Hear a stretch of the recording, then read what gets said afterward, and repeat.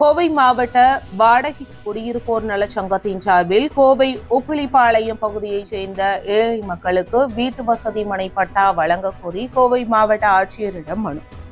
கோயம்புத்தூர் வாடகைக்கு குடியிருப்போர் நலச்சங்கத்தின் தலைவர் வெள்ளிமலை தலைமையில் இச்சங்கத்தின் செயலாளர் சவுந்தரராஜ் முன்னிலையில் சுமார் 20க்கும் மேற்பட்ட பொதுமக்கள் இன்று கோவை மாவட்ட ஆட்சியரை சந்தித்து மனு அளித்தனர். இதனைத் தொடர்ந்து ஆட்சியர் அலுவலகத்தில் செய்தியாளர்களை சந்தித்து பேசிய வெள்ளிமலை கூறும் பொழுது, கோவை மாவட்டம் உப்பிலிப்பாளையம் அடுத்த தந்தை பெரியார் நகரில் வசிக்கும் ஏழை எளிய தாழ்த்தப்பட்ட சமூக மக்களுக்கு அரசு உடனடியாக வீட்டுமனை பட்டாக்களை வழங்க வேண்டும் எனவும் அல்லது அவர்கள் குடியிருக்கும் வீடுகளுக்கு வாடகைகளை வழங்க முன்வர வேண்டும் எனவும் கேட்டுக்கொண்டார்.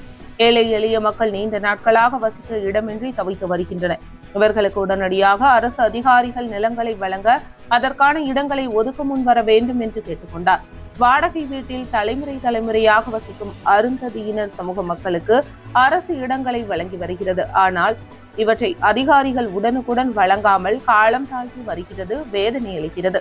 எனவே இன்று கோவை மாவட்ட ஆட்சியரிடம் உடனடியாக வீட்டுமனை பட்டாக்களை வழங்க முன்வர வேண்டும் என்று மனு அளித்ததாக தெரிவித்தார்.